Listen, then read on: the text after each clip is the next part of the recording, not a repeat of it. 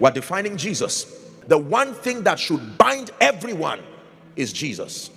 We may not agree in terms of doctrinal issues. We may disagree in terms of our approach to ministry, the modus operandi from a denominational standpoint. But the one thing that must never cease to be common is the fact that Jesus must remain at the center of everything that we do. Now, please listen. I wrote something here that you cannot love a person you have not encountered. It is difficult to love a person or attempt to love a person you have not encountered. And it is difficult for you to live for a person you do not love. So it starts with an encounter, or the knowing, then loving, then serving or living for someone. The reason why many people cannot live for Jesus is because they do not even love him. And the reason why they do not love him is because they do not know him. You cannot love a God you do not know, and you cannot serve a God you do not love. Who is learning already? We're defining Jesus.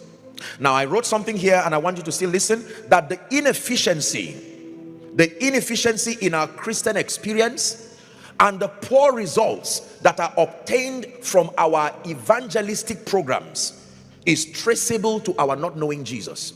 The reason why, sadly, there's a lot of inefficiency in our evangelistic campaigns, as well-intentioned as we are, we're not able to see the power, the life, the transformation, and the fruits that befit such spiritual pursuits. The reason is because we do not know Jesus. It's tampered with our confidence. There are many things we are not able to do and say and expect because we do not know Jesus.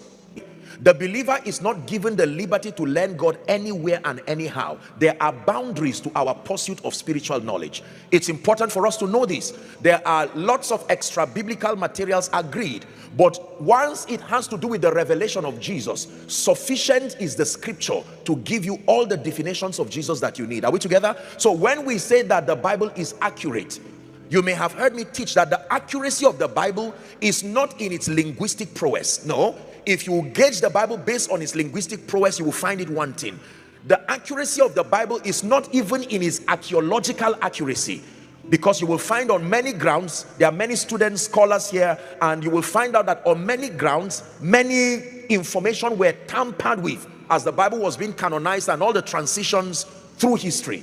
When we say the Bible is accurate, we mean it is accurate with respect to its ability to reveal Christ. That when it has to do with the revelation of Christ, sufficient is the Bible to teach anybody about Jesus Christ. If you use the Bible to gauge any other subject, you stand a chance of tampering with so many things and meeting a lot of inefficiencies. In as much as the Bible addresses other issues too, the